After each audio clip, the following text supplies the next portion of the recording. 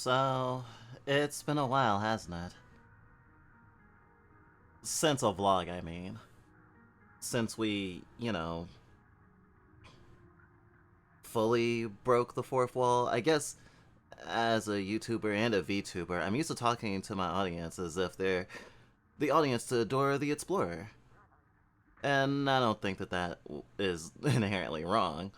But we've really stepped away from YouTube, haven't we? Anyone who follows us knows that we stream pretty regularly, and we used to be, before all this, folks that would definitely say, I'll just wait for the next YouTube video. Twitch, what's that? Only really got into streams and let's plays and stuff like that when, like, we started actually pursuing it ourselves. We've seen a few streams, don't get me wrong, but we always had something against it somehow.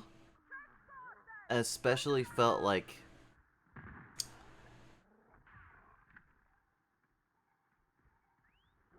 it was junk content, I guess. I could only see it for comedy's sake. And not to say that I didn't like comedy, but I didn't fully appreciate it. Unless it was like stand-up or something related to that. Like, I remember I was watching shonens and dramas and stuff, maybe Heroes or The Dead Zone growing up, but I definitely wasn't watching any comedies unless someone showed them to me. I was kind of against it.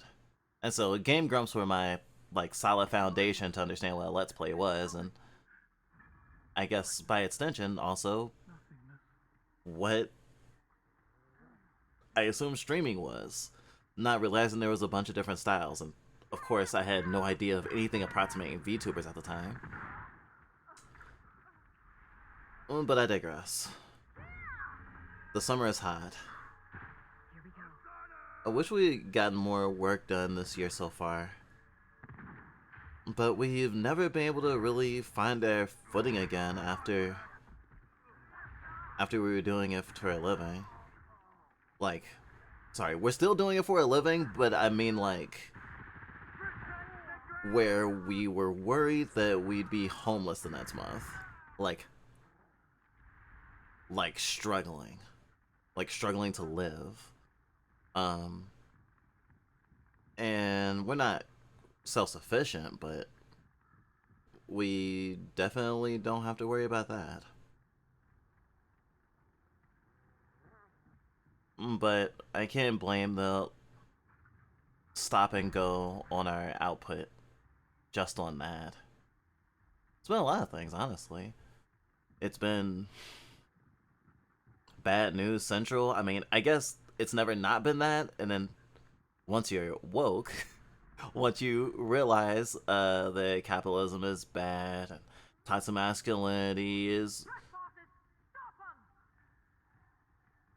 intrinsically part of that, as well as, white supremacy and stuff, you're just immediately like, oh boy, this is gonna take a lot of work to undo all this damage or even start to heal from it.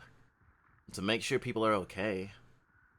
Even if you don't, want to change the world necessarily, being a leftist can be kind of depressing, And I never wanted our content to be only depressing, though it was kind of sad when we realized that every one of our video essays had to have trigger warnings if we were going to be responsible about the content we put out, because we would want trigger warnings, even though we're definitely a type of folks that will go, ooh, shiny. Exactly. We'll go, ooh, shiny, and despite any sort of trigger warnings that literally would affect us, we go headfirst into it most of the time. Which is why we always resent it when folks are like, oh, you're snowflakes, or millennials are like this, and like, oh, people on the left, they have no thick skin. I mean, I don't. My feelings are hurt very easily. But I have my skin broken a lot, actually. I'm very used to it. I'm a very bruised dragon fruit. But it's that, it's unmedicated ADHD, um, a lot of stuff. But we've been striving to be healthier and having a better, like, schedule, both for our life and our content. And it's weird because it used to be that, other than hanging out in our Discord server, and making content, we didn't have much to do. And then, flash forward to now, we have plenty of people in our lives, and we've mostly been trying to balance our work-life balance in a reasonable way, but it's still hard because a lot of times content sort of wins. But you would think if content was winning that there'd be a faster output. But as many fluffs as fit into this body, there's still only one flesh mech. So it can be really challenging, just in general, and we all want to do different things, and we all have different projects and stuff. And plenty of us have essays in certain levels of completion. We do hope to release one this month. That's the hope. Not a pledge, though. We're trying to lean away from promising output at any sort of rate. If a pattern forms, it will be obvious. And it should be, soon, I hope. Because this is an upload about a week since the last one, which was a day before that. I'm not trying to drown you in content right now, but we think it'll help us break our anxiety about posting in general if we're able to, like, feel okay about a video not doing well anymore and being a little bit more wanting to do what we want to do instead of always doing what we think we have to do. And heck, sometimes something we want to do doesn't even necessarily please the algorithm, but we want to do it, and it just ends up being like the topic of the week or the topic of the time. Because we do care about current events sometimes, whether that has to do with, like, intersectional leftism stuff, or, like, video games, or anime. We have so many takes, and we get drowned in them, so we need to get some of this stuff out of our head, even if it ends up being not that great. Ironically, I just saw the new FD Signifier video about video essays, which I think is the second video about video essays. Oh, well, actually, the other video about video essays wasn't an essay, but, like, a video talking about it that was on his, like, side channel. A lot of your favorite YouTubers have side channels. Even us. Actually, we have, like, 3 or 4 channels. Yeah. It's kind of ridiculous. Our OCD makes us want to, like, organize things in a very specific way. And a lot of them don't get a lot of uploads. I mean, this doesn't get a lot of uploads. And that's fair. I think what's been stopping us the most, though, with the whole output thing, is feature creep.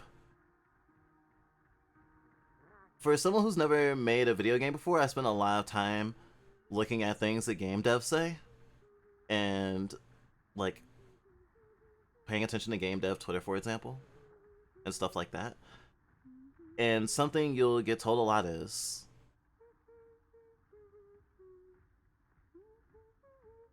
beware feature creep, especially when you're just starting out. Keep your scope small. And we thought, since, you know, we've been doing this for like a year and a half at that point, that, you know, we're not babies anymore. Well, in that way. In terms of a YouTuber way. So it seemed like it was our best option to, like, buckle down and, like, get out some really good videos. And, you know, we knew that even, like, the FD Signifier video today says, there's no indication that regular uploads, for example, will reward you. But we still need consistency, so we're gonna try to have some amount of consistency, even with smaller or less ambitious videos. Especially since now, what is hoping to be the next Fluffbite Presents is a video that we wanted to make technically before, but now new information has been added to the pile, which technically is a feature creep, but it creeped it from something that would have easily been like a 10-15 minute video to like something a little bit more sizable. And sometimes I like the way our brain works. It's just we have a struggle with executing.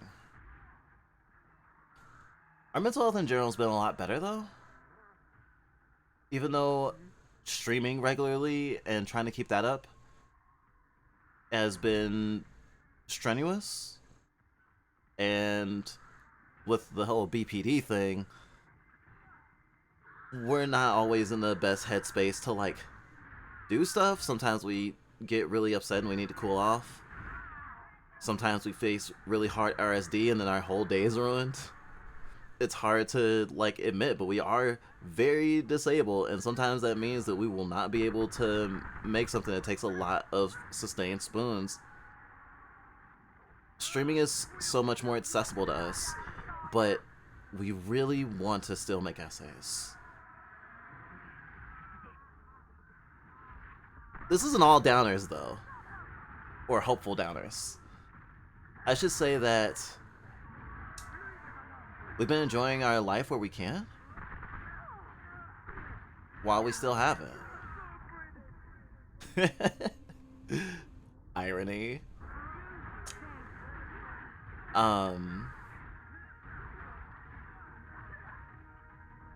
We have some good friends. We have a sort of inner circle, I guess. We have creator friends that support us creatively. We have people that we trust. We have a lot more than we used to, especially when we started. So, there's that.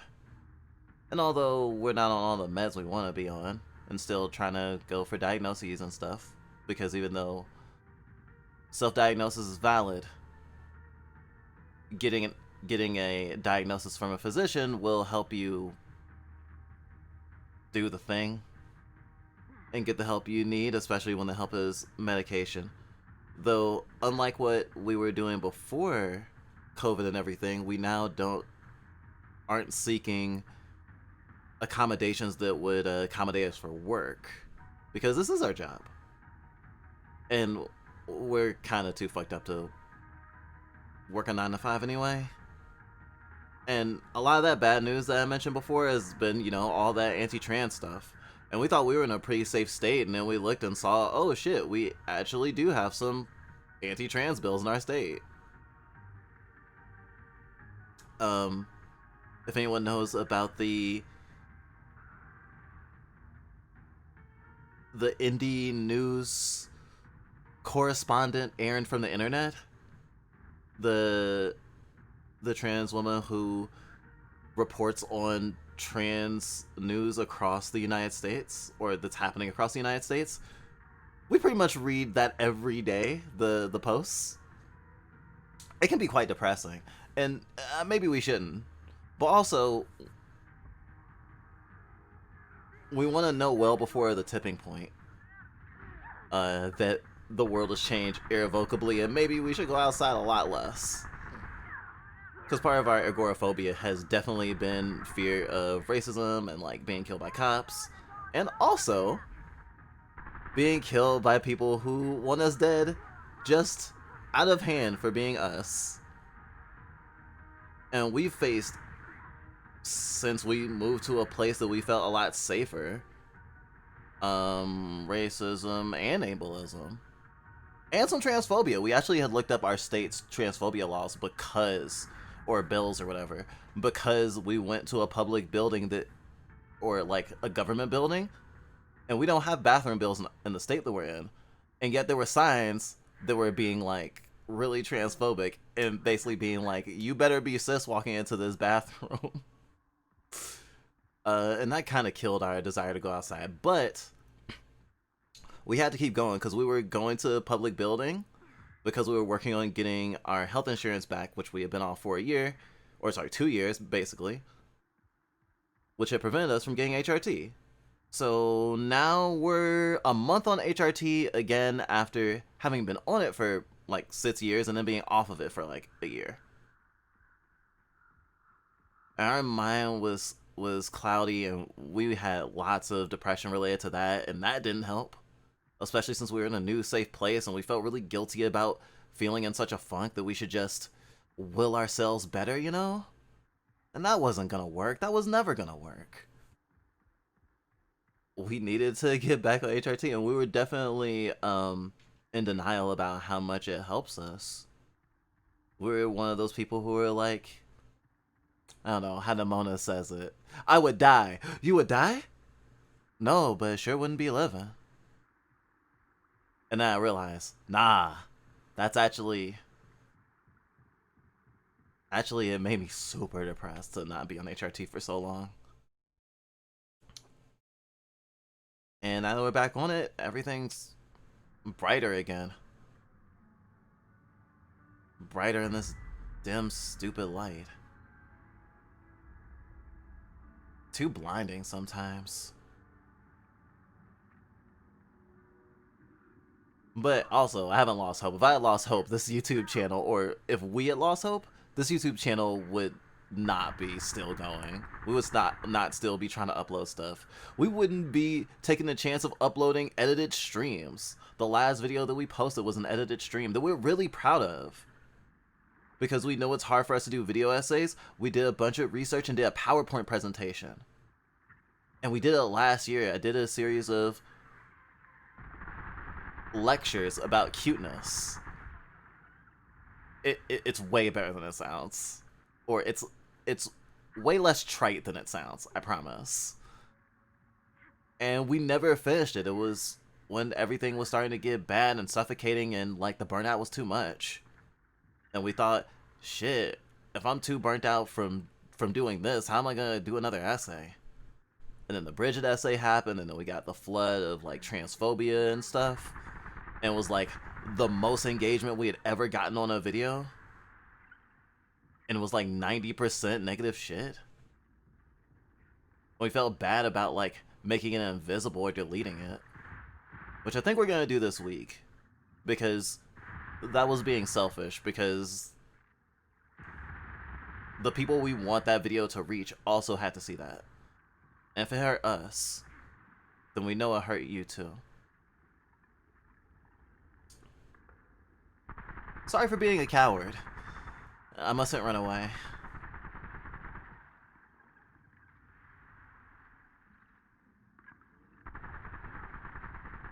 But even though streaming is like more accessible, it's not easier. It's just a different skill set. It's a much different skill set.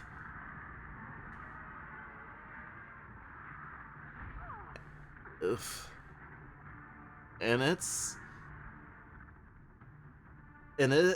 like content creation in general, or being a public figure in general, or making yourself up to public scrutiny, rather, is somewhat emotionally trepidatious in an interpersonal manner.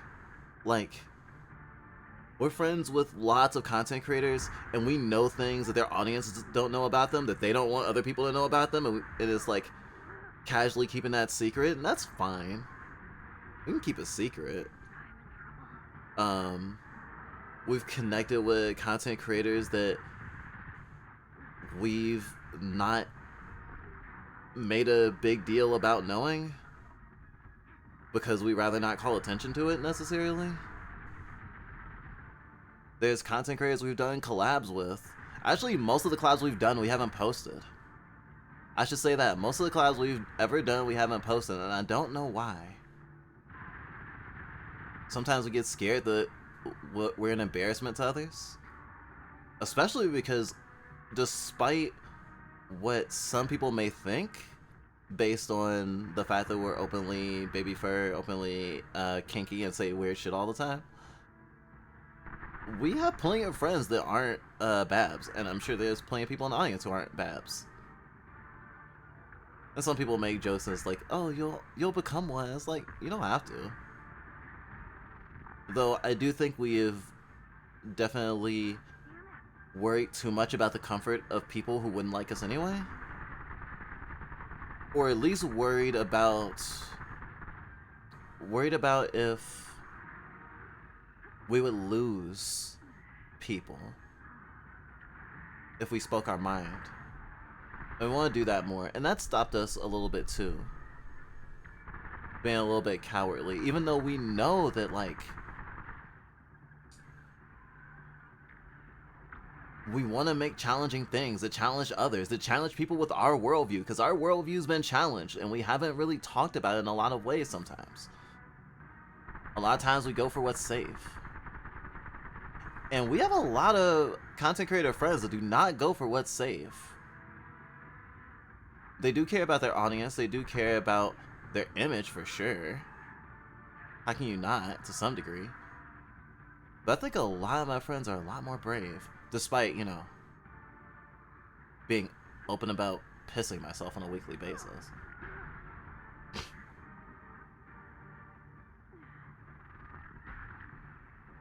Even though I'm still pretty agoraphobic and not going outside a lot,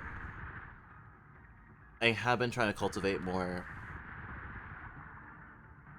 non-stream, non-content creation time. And July was not super bountiful for that, actually. We don't want to talk too egregiously about personal life,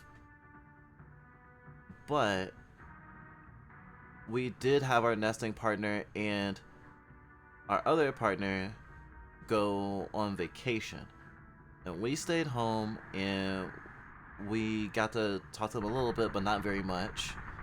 So we were physically isolated, kind of similar to how we were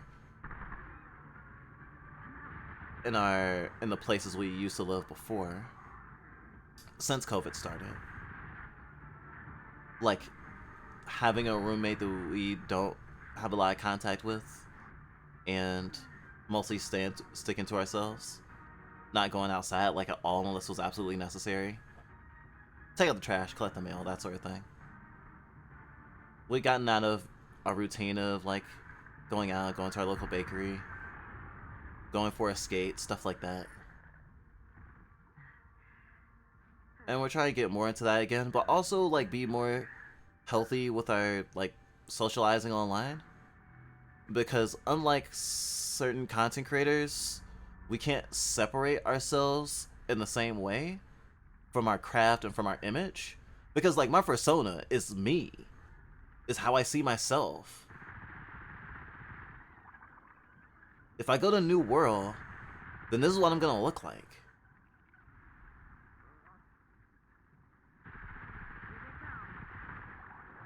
And I think that furry creators in general tend to have this complication. I won't call it a problem.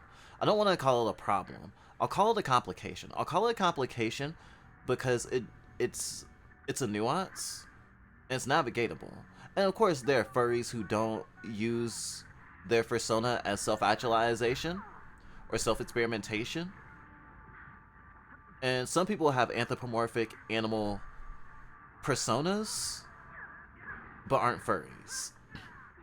And it's just a character. And shit, you don't even have to be using an avatar for you to be playing a character. ContraPoints plays a character. Mentioned in a TED Talk. ContraPoints mentioned in a TED Talk once that it was important, or I should say Natalie Wynn said in a TED Talk once, it was important to have a distinction between the her that was in videos and gets criticized out the wazoo, and Natalie Wynn, who has to, like, sleep every night, you know? And it's a little more complicated for folks like us. And it's hard to say that's completely healthy. It's a interesting balancing act. because we have to worry about parasociality on our side of this too, you know? Like, we've made friends through the content we've made, and we definitely have to be aware of, like, intimate connections, because anyone we meet will know who we are because we literally use our name in the spaces that we hang out. Creating another alias would be kind of a lot of hard work. Maybe to meet strangers, but especially in the furry community, when your Sona is like also you, when someone can see art from an artist they like and just see a random Sona, a random character, and know who it is, just like seeing someone, I don't know,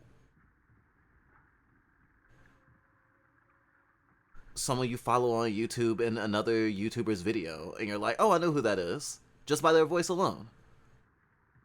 I know who you got to voice that, right? I didn't know y'all were on speaking terms. That's so cool. It's kind of like that. But, like, even more, pull back, because you don't have to, like, consume content or follow that person personally.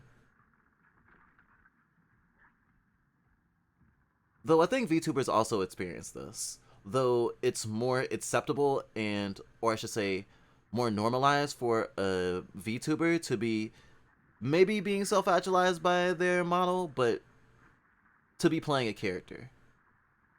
A lot of times, because of the origins of VTubing and its connection to idol stuff, there is a certain expectation that there is something you leave at home, I guess.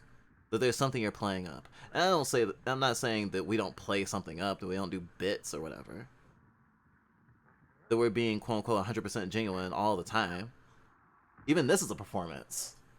I'm not actually playing this in real time. I played this ahead of time and recorded it and edited it to look the way I wanted. And I know everything that's gonna happen. I can react to it if I want, but I've been mostly ignoring it and only making small asides to it. But now it's so far in the video that most people won't even have heard this part. So most people will probably go away from this video. The skeleton pile's about to blow up. Told you.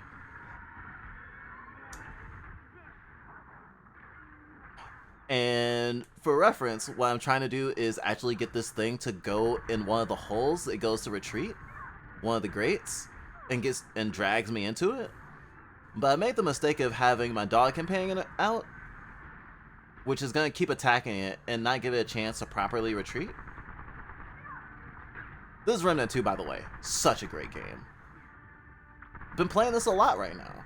And we actually made a commitment to not play it on stream for our first playthrough, because we're playing it with our polycule and we're having a lot of fun. It makes me think of Hunter the Reckoning Redeemer, or shit, even Gauntlet on like the N64 and the Dreamcast. Also Walking Dead, and also technically like Stargate or Doctor Who. I know there's a lot of different things to compare it to, but I promise that those elements are there. And of course, this is a Bloodborne-ish world. That was a monkey. Sorry, a manticore. Good boy.